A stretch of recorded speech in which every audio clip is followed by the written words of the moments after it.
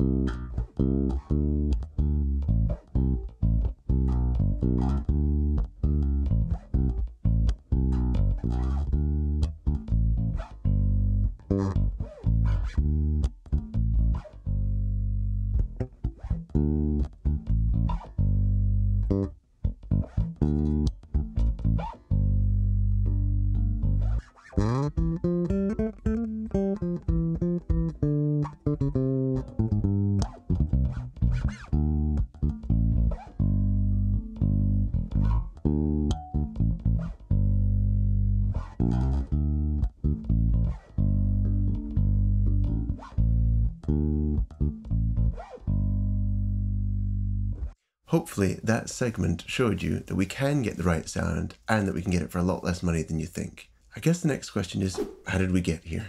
The answer to that is complicated. I've owned a lot of different Stingrays, by my count at least 4 or 5, maybe 6. And the pickle was that I always ended up selling them. There were a bunch of different reasons for this, most of them to do with me. The first was I never really got on with the 4-string neck width. It always felt a bit too wide at the nut when I was really used to a jazz-based nut width. The second problem was that I always felt it was a one-trick pony, and that one trick cost a lot of money. The third thing is that I didn't really realize that there was a specific Stingray sound I was going for. It turns out in retrospect that I probably enjoyed the 2-band Stingrays a lot more than 3-band Stingrays. What I was looking for was really more of a classic Bernard Edwards, Tim Comerford, first album Rage Against the Machine kind of sound, and I'm fairly certain that all those basses had a 2-band EQ as opposed to a 3-band EQ. The next point is that for some reason, whenever I bought them, it always sounded to me like they were better in someone else's hands than in mine. And ultimately, that forced me to look at my right hand technique and to try and fix that to get a better sound. But for a long time, I ended up wrestling with a problem that I think probably the Stingray kind of amplified. It's a great sounding bass, but if you don't attack it in just the right way, it really doesn't sound as good as it ought to. And that probably applies for a lot of different instruments, but I felt like the Stingray was particularly sensitive to that. So I had a long period of time where I essentially had been through all my Stingrays and thought, you know what, it sounds great for other people, but it's not going to work out for me. What turned it all around was a player that I found on YouTube called Julia Plays Bass. I really became quite enamored of her playing. For a long time, I watched all of her videos. I still watch her videos now because she sounds great. You should go check her out.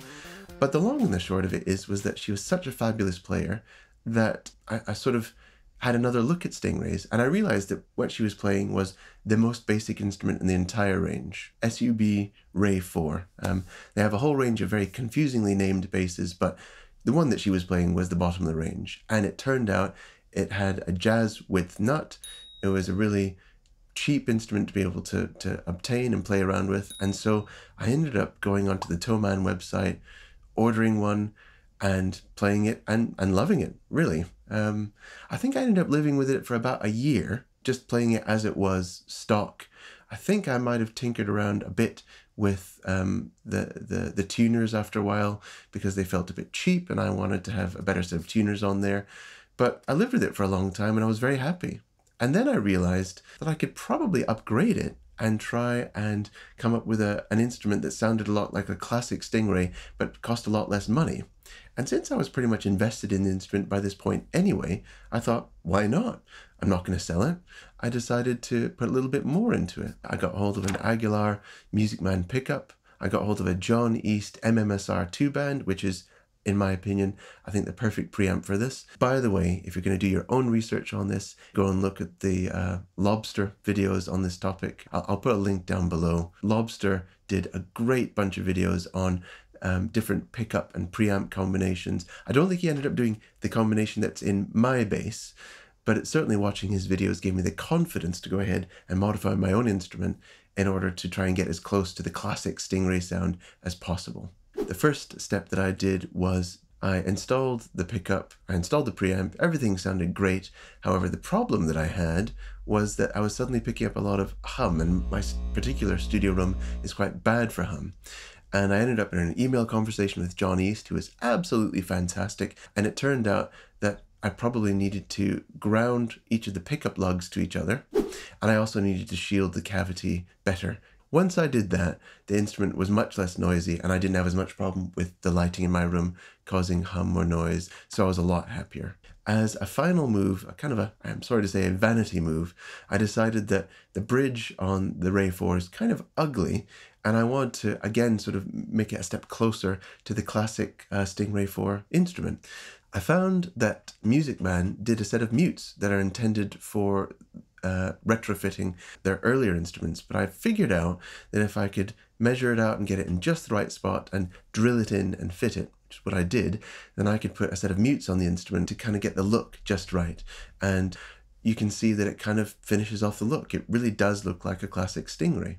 Now, in terms of the total cost of the bass, I think I paid £300 for the bass brand new from Thomann, although to be fair, you can get them for £200 to £250 all day long, second hand locally. I think I paid £68 brand new for the tuners, which were an optional extra. I paid £110 for the John East MMSR 2-band, and I paid £120 for the Aguilar Musicman pickup at that point. So the total investment, at least for the parts, was about £623.